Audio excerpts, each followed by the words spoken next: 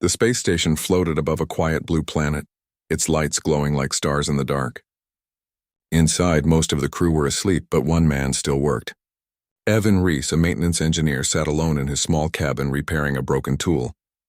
He liked the silence of midnight shifts. It was peaceful, away from the busy hallways and loud voices of officers. Suddenly, the silence broke. The metal door to his room hissed open by itself, releasing a soft light. Evan frowned. He hadn't pressed the panel. Maybe it was another system glitch. But then a figure stepped through the door. She was small, wrapped in a silver cloak that shimmered like moonlight. Her steps were slow and unsure, her breathing uneven. When she looked up, Evan froze. Her eyes were not human. They glowed faintly blue, reflecting the dim lights of the cabin. For a moment, both of them just stared at each other. Then the girl whispered something in a strange accent. I mistake. Wrong room. Her voice trembled as if she was afraid. Evan stood up slowly, trying not to scare her. "Hey, it's okay," he said softly. "You must be from the Lyrae delegation, right? The alien guests from the upper sector?" She nodded quickly, clutching her cloak tighter around her shoulders. She looked nervous, like someone running from trouble. Evan had seen many alien diplomats before, but never one who looked so lost. "Don't worry," he continued kindly. "You're safe here. Sit down if you like." She hesitated, her glowing eyes scanning the small room.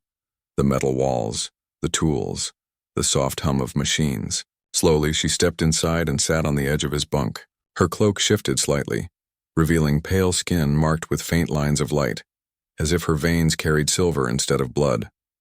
"What's your name?" Evan asked. The girl looked down. "Elira," she said quietly, almost like she was unsure she should say it. "That's a pretty name," he replied, trying to smile. "I'm Evan. You really gave me a scare, Elira. Doors don't usually open in the middle of the night unless someone overrides them." She flinched at the word override, looking at the door nervously. Evan noticed how her hands trembled. "Are you okay?" he asked. "I not mean to come here," she said, her voice breaking. "Please, I leave soon."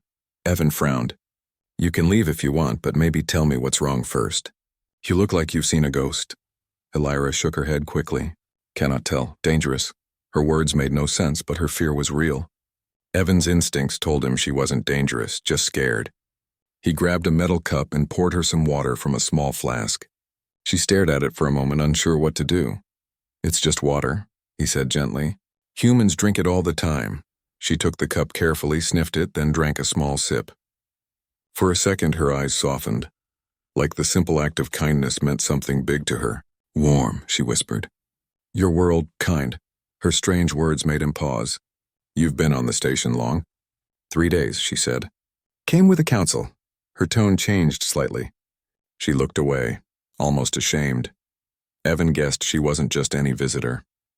The Lyrae delegation included nobles, scientists, and guards. The way she carried herself, graceful, quiet, careful, reminded him of how royals behaved in old Earth movies. But what would a royal be doing sneaking around alone? He didn't press her with more questions. Instead, he offered a blanket from the storage bin. "It gets cold here at night. You can stay till morning if you want. No one will bother you." She looked at him for a long moment before accepting it. "You trust too easy," she said softly. "Maybe," he replied with a faint smile. "But it's better than locking every door." Evan turned off the overhead light to make her feel safe.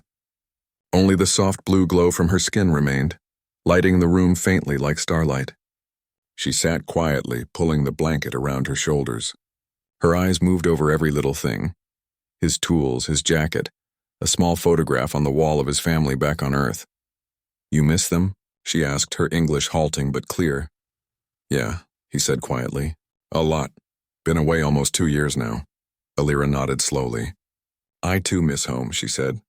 "But home, not same now." Her words hung heavy in the air. Evan didn't ask more. He could tell whatever she ran from still scared her. She curled up at one end of the bunk, eyes slowly closing as if exhaustion finally caught up. Her light dimmed as she drifted to sleep. Evan watched her for a moment, unsure what to do next. Part of him won. She noticed him wake and quickly pulled the blanket tighter around herself, as if caught doing something wrong. "Sorry," she whispered. "Did not mean to wake you." Evan rubbed his eyes and smiled a little. "It's fine." I just forgot for a second that you were real. Alira tilted her head, unsure if he was joking. I am real, she said seriously, which made him chuckle. He got up and opened a small locker where he kept breakfast packs. You hungry? He asked. She looked at the silver packets with curiosity. Human food? Yeah, not great, but it'll keep you alive, he said, handing her one. She watched him tear his open first, copied his movements, and took a careful bite. The expression on her face almost made him laugh again, surprise, then a shy smile. It tastes different, she said slowly, as if searching for the right word. But nice. That's the best compliment I've ever heard for station food, Evan replied. For a while, they ate quietly. The silence wasn't awkward anymore. It felt strange but calm, as if both understood something about the other without needing to speak. Still, Evan could feel her tension. Her eyes darted to the door every few minutes like she expected someone to burst in. Finally, he asked softly, Elira, are you sure you're okay? You seemed scared last night. She froze, her hands gripping the food pack. I cannot go back yet, she whispered. They will find me. Who? He asked, his voice gentle. My guards. The council. I was not meant to leave the ship. Her voice cracked a little. If they find me here, you will be punished too. Evan frowned. Why would they punish me? You didn't do anything wrong. To them I did. I ran away. Her words made his heart sink. She wasn't just a visitor. She was someone running from her own people. But he still didn't understand why. Elira stood up suddenly, pacing near the wall. Her cloak shimmered faintly, revealing elegant silver-blue marks across her arms. Not tattoos, but natural patterns. They glowed brighter when she grew anxious. I only wanted to see the human decks, she said quietly. I thought maybe it would help me breathe again. But I took wrong turn. I found your door. Evan listened carefully. So it really was an accident. Yes, she said, but maybe not a bad one. Their eyes met for a moment, and she looked away quickly, blushing. Before he could reply, a loud sound echoed through the hallway, a metallic thump, followed by heavy footsteps. A robotic voice came over the station's intercom. Attention. Royal Lyrae delegation reports missing personnel. All sectors under scan. Elira's eyes went wide with fear. They are looking already, she whispered. Evan's pulse quickened. All right, listen. Stay calm. He moved quickly, pushing open a panel on the side wall. Behind it was a small crawl space filled with wires. You can hide in here until they pass. Go on. She hesitated, her glowing hands trembling. Evan, trust me, he said. I'll handle whoever comes. After a few seconds, she nodded and crawled into the narrow space, her cloak brushing against the metal. He shut the panel softly, leaving only a thin slit for air. Moments later, 2 armored guards stopped outside his room. The door slid open and their glowing visors scanned the space. Human engineer Evan Reese, the taller one said in a deep voice. Yeah, that's me, Evan answered, trying to stay calm. You are aware a member of the Lyrae Royal Mission has gone missing? I just woke up, he lied smoothly. Didn't hear anything unusual. The guards looked around, scanning every corner with handheld sensors. One of them paused near the wall where Elira hid. Evan's heart pounded so loud he was sure they could hear it. The scanner beeped faintly, but Evan quickly spoke to distract them. You know, these walls often pick up power fluctuations from the circuits. Happens all the time. I can show you the maintenance logs if you want. The guard hesitated, then grunted. Unnecessary. After another moment, they turned and left the room. Evan let out a long breath of relief. He waited a full minute before opening the panel again. Elira crawled out slowly, shaking. They almost found me, she whispered, tears forming in her glowing eyes.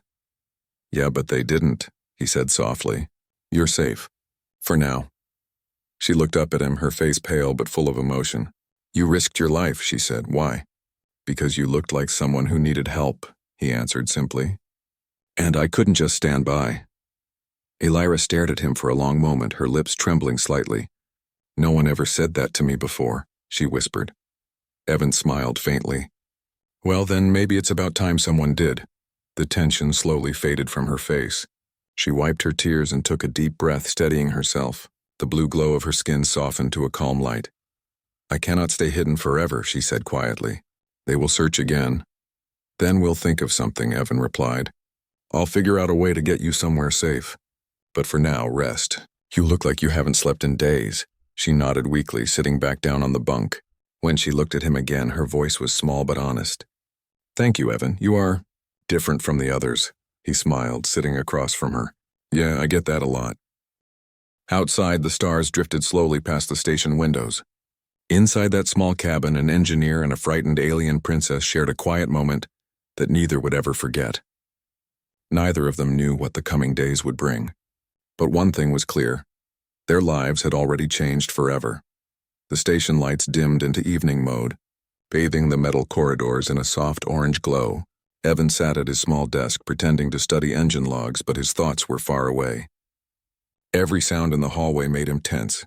Since the guards searched that morning, the atmosphere on Helios 9 felt heavier. He knew they would not stop looking for the missing alien princess. Behind him, Elira sat quietly, folding and unfolding the same blanket she had used since the night she arrived. She had hardly spoken all day. Her eyes looked tired, and her usually bright skin patterns glowed faintly like a candle almost out of light. "You haven't eaten anything," Evan said gently. "You'll make yourself sick." "I cannot eat," she answered softly. "I keep hearing them in my head. The voices of the council. They call me shame." Evan frowned. "That's not right. You didn't do anything wrong." She looked up, her eyes full of tears that shimmered like small stars. "In my world, doing what I did is crime. A princess must obey. I was promised to someone I never met. My father said it would bring peace between empires, but I felt like I was dying inside. I wanted to see what freedom looks like. So I escaped."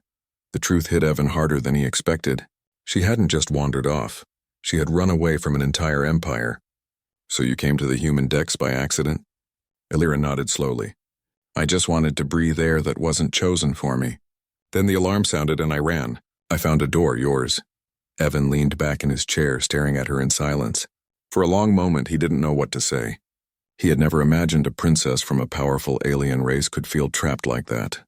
She looked so fragile, yet there was strength in her voice, the kind that comes from fighting quietly for too long. "Well," he said finally, "if you ask me, I think you picked the right door." She blinked, surprised, then let out a small laugh, soft and musical. "You are strange," she said. "Most humans fear my kind." "Maybe I should," he said, smiling a little, "but somehow I don't." That made her smile again, shy but real. For the first time, she looked a little less scared. A sudden sound outside broke the quiet. Heavy boots echoed down the corridor. Evan froze, and Elira instinctively backed toward the shadows. Voices followed, low but sharp. Section 7 cleared. "Proceed to Deck 12, one said. "Deck 12, Evan whispered. "That's us." He moved quickly, pulling the small panel open again. "Go," he told her. "Hide there." She looked terrified but obeyed, crawling into the narrow space. Before closing it, she reached out and touched his hand. Her fingers were cool and faintly glowing. "They will hurt you if they find me," she said. "I'll handle it," he replied, closing the panel. Moments later, the door opened. A senior officer stepped inside with 2 guards. His silver uniform showed high rank. "Engineer Reese," he said sternly. "Have you seen anyone unusual today?" Evan forced a calm tone. "No, sir. Just working as usual." The officer's sharp eyes scanned the room. "We traced an energy pulse from this section. Royal Tech. You sure you saw nothing?" Evan kept his face blank. "Might be a false reading. Power cells here are old." The officer studied him for a moment that felt like forever. Then he nodded slightly. "Check the next unit," he ordered the guards. As they turned to leave, he paused at the doorway. "If you see her, human, report immediately. She carries the future of 2 worlds." When they were gone, Evan waited until the footsteps faded before opening the panel. Elira crawled out slowly, breathing fast. Her hands shook as she pulled off the cloak, her glowing marks flickering with panic. "I can't keep doing this," she whispered. "Every sound feels like a blade." Evan looked at her helplessly. "You can't go back, can you?" She shook her head. "If I return, they will erase me from the record. To them, I will be nothing," Evan sighed. "Then we need to get you out of here." Off the station, her eyes widened. "Leave Helios 9? "Yeah. There's a transport ship leaving tomorrow for the colony belt.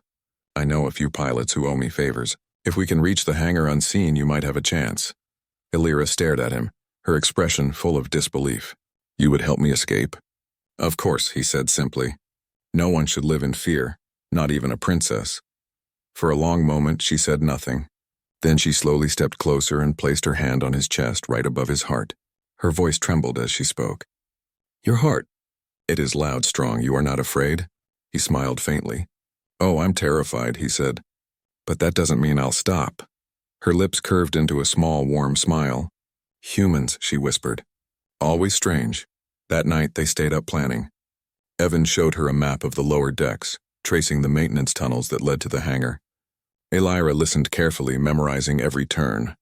Every few minutes, she looked up at him as if trying to understand why he cared. Finally, she said quietly, "If they catch us, they will call you traitor." Evan shrugged. "Then I guess I'll have to be the kind of traitor who saves a friend." The word friend seemed to touch her deeply. Her eyes glowed brighter for a moment, and she whispered, "Then I am not alone anymore." They packed only what was necessary: food packs, water, and a small energy cell she carried from her homeworld. When everything was ready, Evan looked at her one last time. She stood by the window, gazing out at the stars, her silver cloak glowing softly in the dark.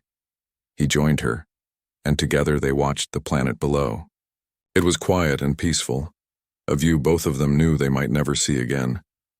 In that stillness, Elira whispered, "Evan, if we survive this, promise you will show me your world, the one with oceans, rain, and real sky." He nodded, smiling gently.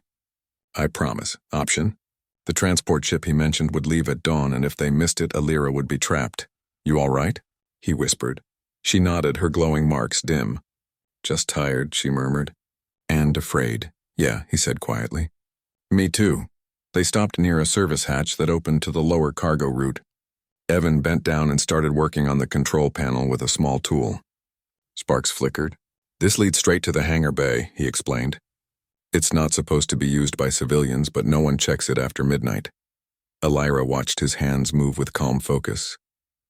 "You fix things like this every day?" "Pretty much," he said. "It's my job to keep this place alive." She smiled faintly. "You fix people too." He looked up, surprised. "People?" "Yes, you fixed me," she said softly. "I was broken before I came here." Evan's face softened, but he didn't answer. The panel clicked open and a gust of cool air rushed through the vent. "Let's go before I change my mind," he said lightly. They crawled inside, moving through the narrow tunnel. The sound of the metal under their knees echoed faintly, but Elira tried her best to stay quiet. For someone who had grown up surrounded by servants and silks, she moved with quiet strength now. Halfway through the tunnel, she asked in a whisper, "Evan, why are humans so different? You could have sold me to your leaders for a reward, but you did not." He gave a small shrug. "Because I've seen what power does to people. My father once said, if you find someone scared, help them first, ask questions later." I guess that stuck. She was silent for a while. Then she whispered, "Your father sounds like a good man." "He was," Evan said softly. "He built ships. Died on one too." Elira lowered her head. "I'm sorry." "Don't be," he said. "He'd have liked you." Her eyes glowed gently in the dark, and she smiled. "I hope so." When they reached the end of the tunnel, Evan pushed open a grate and peeked out. The hangar was massive. Long rows of ships, glowing lights, and mechanical arms moving crates. Most of the crew had gone for the night, but a few guards still patrolled near the exit gates. "There's the shuttle," Evan whispered, pointing toward a small freighter at the far end. "If we can reach it, we're free." Elira's voice trembled slightly. "It looks so far." "Then we better start walking," he said. They moved from one shadow to another, careful to stay hidden behind containers. The hum of engines covered their footsteps. For a moment it almost felt too easy. Then a beam of light swept across the floor, a guard with a scanner.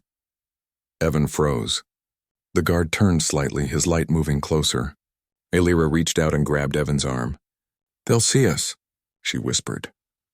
"Stay down," he said quietly.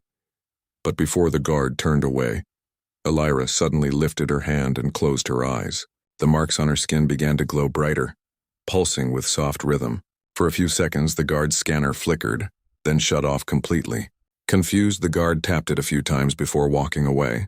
Evan stared at her in shock. What did you do?" She looked pale, breathing hard. "I can bend light for short time," she whispered. It confuses machines, but it takes energy. I cannot do it again soon, he nodded quickly. You just saved us. Let's move. They reached the freighter moments before the boarding ramp closed. Evan showed his ID to a sleepy dock worker. Engineering inspection. Late clearance, he said confidently. The man just grunted and waved him through. Once inside, Evan led Elira to a small storage compartment near the back. We'll stay here until the ship undocks, he said. The moment the hatch sealed shut, Elira finally let out a breath she had been holding for hours. I can't believe we made it. Not yet, Evan said. We'll be safe once we leave orbit. The engines roared to life and the ship slowly began to lift off the platform. Through a small vent window, Elira watched the station lights fade into the distance. She pressed her hand against the glass. It looks smaller now, she whispered. Everything does when you're finally leaving it behind, Evan replied quietly. They sat in silence as the freighter glided into the stars. For the first time since she had arrived, Elira looked calm. The glow of her markings returned to a steady rhythm, soft and peaceful. You know, Evan said after a while, you could start over. There are refugee colonies on the outer moons. People there don't care where you're from. Start over, she repeated softly. That sounds like a dream. It's not, he said. You just have to live it. She looked at him with eyes full of gratitude. Evan, if I had not entered your room that night, I would never have known what kindness feels like. He smiled slightly. And if you hadn't, my life would have stayed boring forever. The ship hummed gently around them. Outside, the stars stretched like silver rivers across the black. Elira leaned her head against the cold wall, whispering, Your people, they see light in everything, even in strangers. And yours? He asked softly. She closed her eyes. We are taught to fear what shines too bright. Evan didn't reply. He just looked at her, realizing that somewhere between danger and trust, the shy alien princess had become someone who understood his heart better than anyone ever had. The freighter drifted farther into the darkness, carrying with it two souls who no longer belonged to the worlds they left behind. Neither of them knew where they were going next, but for the first time, both felt something rare, hope. The freighter moved through silent space, far from Helios 9. Its metal hull creaked softly, and the hum of engines was the only sound. Evan sat near a small control panel, checking the navigation screen. Across from him, Elira sat curled up on a crate, her silver cloak wrapped tightly around her. She looked tired but peaceful. For the first time in days, her face was calm. How long until we reach the moon? She asked quietly. 6 hours, Evan replied. It's a trade outpost.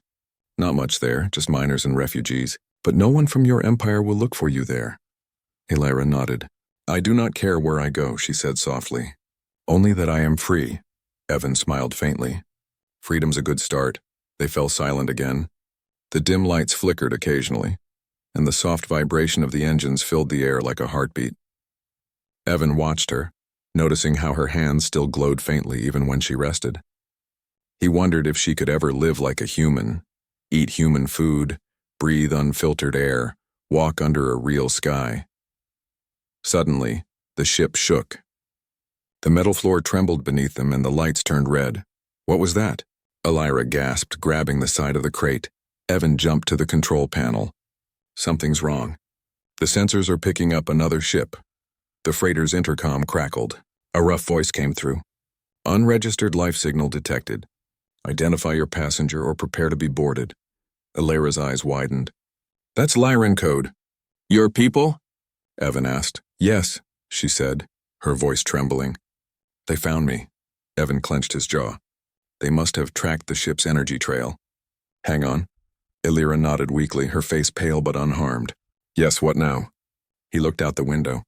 Now we run before they get here. They climbed out of the wreck through the side hatch. Cold air hit them immediately, dry and sharp. The moon's surface was gray and endless, filled with jagged rocks and deep shadows. Far in the sky, the stars glowed brighter than ever. Evan grabbed a small bag of supplies and handed Elira a thermal cloak. Keep this on, he said. The temperature drops fast here. She looked up at the stars. It's beautiful, she whispered, even as her breath fogged in the cold air. He nodded. Yeah, just don't stop to admire it too long. They started walking toward the ridge. Behind them, the freighter still smoked.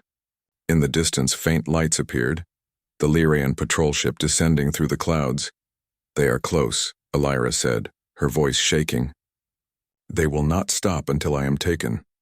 Evan stopped and turned to her. Then we'll give them something they can't take, and your choice. My choice?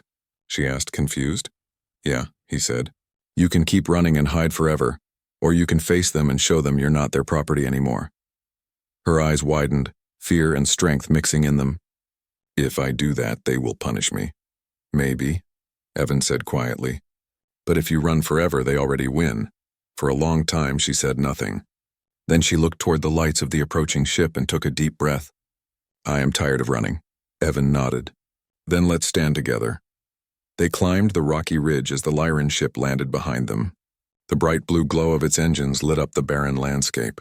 Soldiers in silver armor stepped out, weapons drawn but not fired. In the center of them appeared a tall holographic figure, the image of a man with the same glowing eyes as Elira. Her voice broke when she saw him.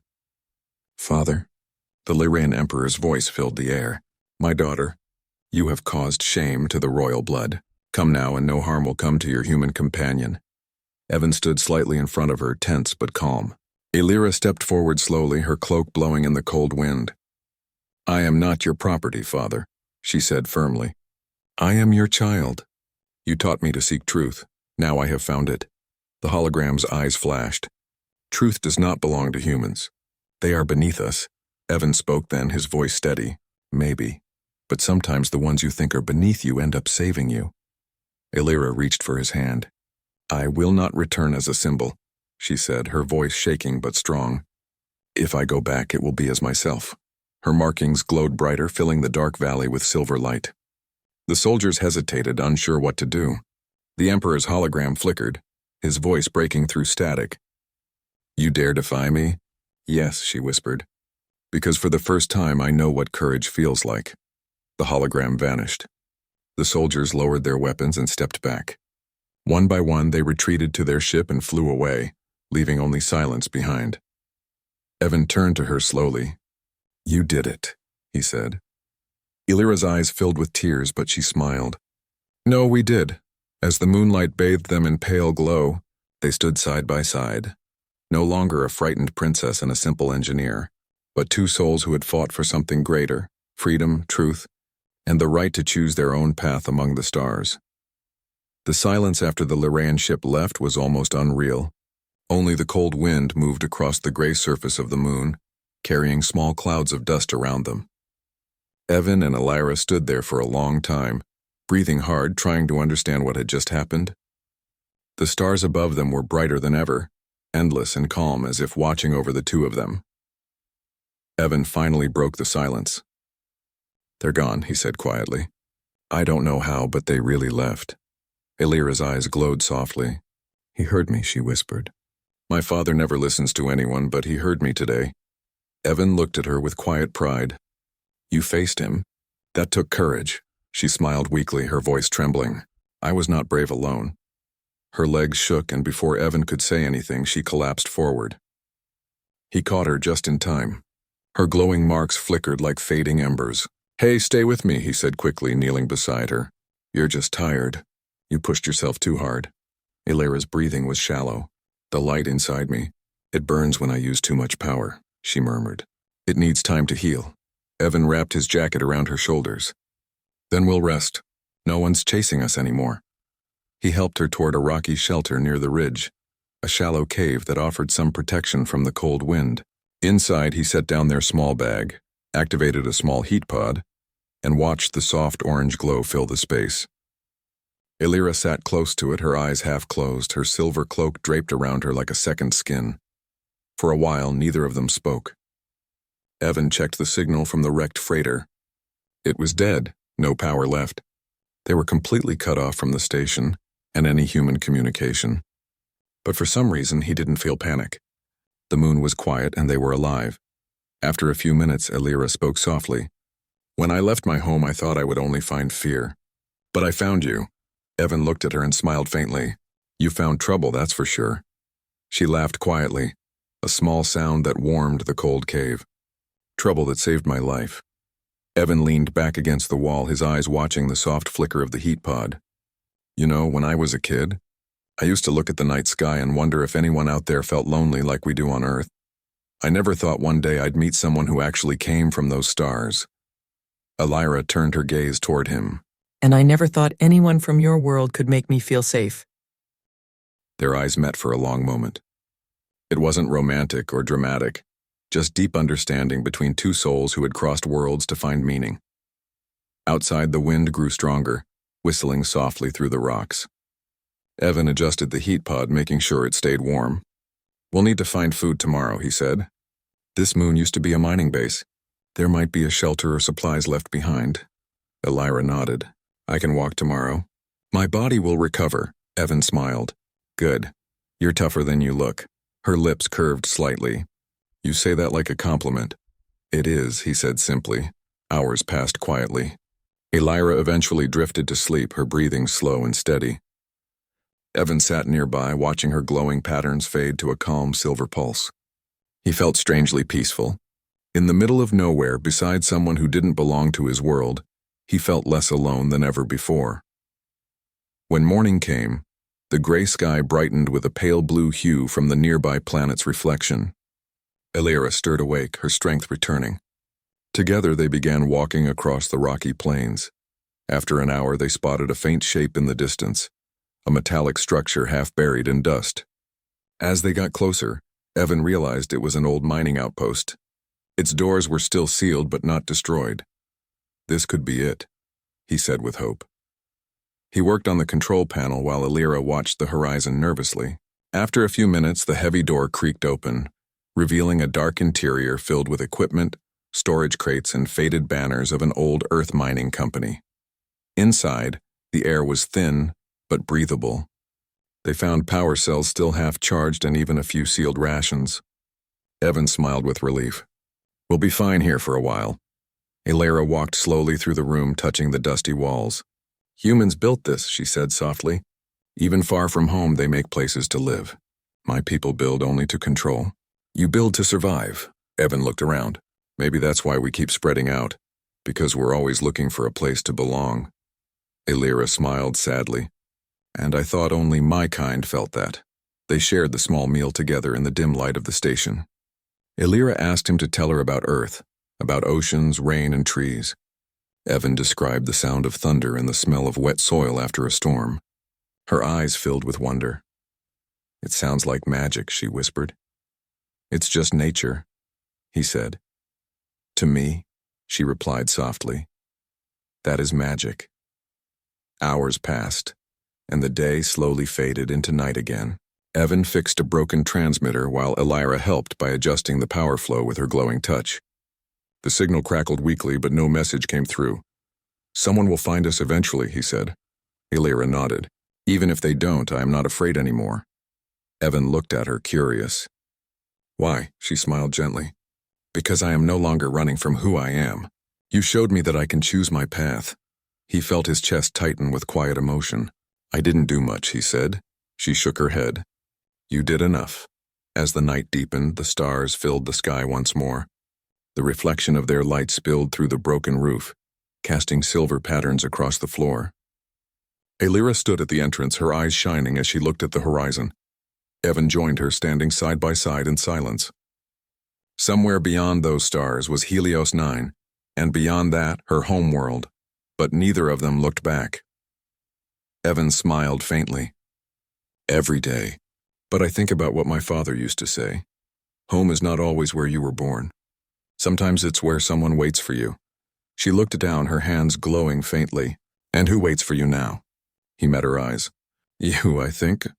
Elira blushed, her markings flickering gently. "Then you are not alone anymore," she whispered. Before Evan could reply, the old radio crackled. A weak human voice broke through the static. "This is Helios Command.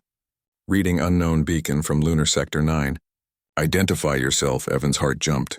"It's the station," he said quickly. "They found the signal." Elira looked uncertain. "Will they take me away?" "Not if I can explain," he said. "They know me. Maybe they'll listen." He grabbed the transmitter mic. "This is Engineer Evan Reese, Helios 9. I'm alive and requesting pickup. I'm not alone, I have a Lyran guest. She's safe. Repeat, safe and under my protection." There was a long silence. Then the reply came. Copy that, Reese. A recovery team is on the way. Eda 6 hours. Evan sighed in relief, but Alira's expression turned serious. If humans come and see me, they will fear me, she said. They always fear what they do not know. Evan reached over and gently touched her hand. Then let them see who you really are. Not a princess, not a symbol, just someone brave enough to choose her own path. She nodded slowly. Then I will stand beside you. 6 hours later, a small human shuttle appeared in the sky, its bright engines lighting up the gray surface. It landed near the outpost, sending waves of dust across the rocks. A group of people stepped out in white suits. Evan and Alira walked down the slope together to meet them. The captain of the rescue team stared in shock when he saw her. You brought a Lyrian here? He said sharply. She saved my life, Evan replied firmly, and I saved hers. We're not enemies anymore.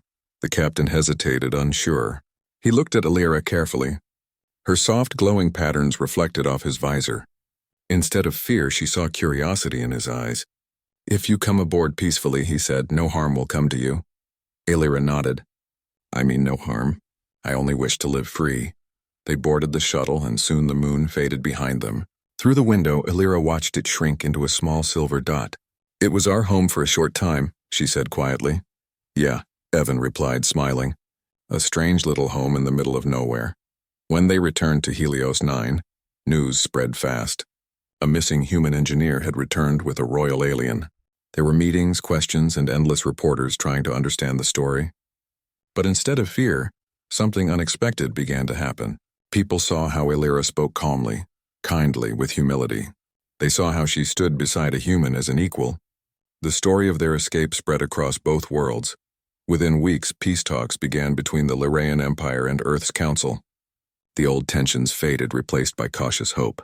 And at the heart of it all stood Alira, the shy princess who once ran away from her crown and found freedom in a human's small cabin. Months later, Helios 9 was brighter than ever. The station had become a meeting point between both species.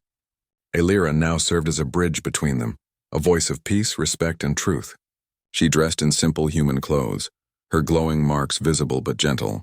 Everyone admired her quiet grace, but to Evan she was still the same girl who had once whispered, "Your world feels kind." One evening, after a long day of meetings, Evan walked back to his cabin. It had been repaired and restored, but he still kept the old blanket she once used folded neatly on his bunk.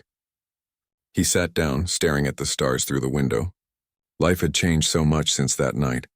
Then softly the door opened behind him. He turned and saw her standing there, her silver cloak flowing lightly, her smile shy but full of warmth. You still keep the same room, she said. Yeah, he replied. Guess I like it that way. She stepped closer. I entered this room once by mistake, she said softly. But now I come by choice. Evan smiled, his heart warming at her words. And I'm glad you did.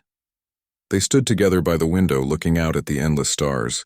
The universe was still full of mysteries, but in that quiet moment it didn't matter. Two beings from different worlds had found something rare: understanding, trust, and peace.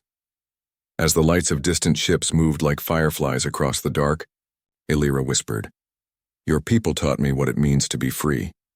But you, Evan, you taught me what it means to be human. He looked at her, his voice low and sincere.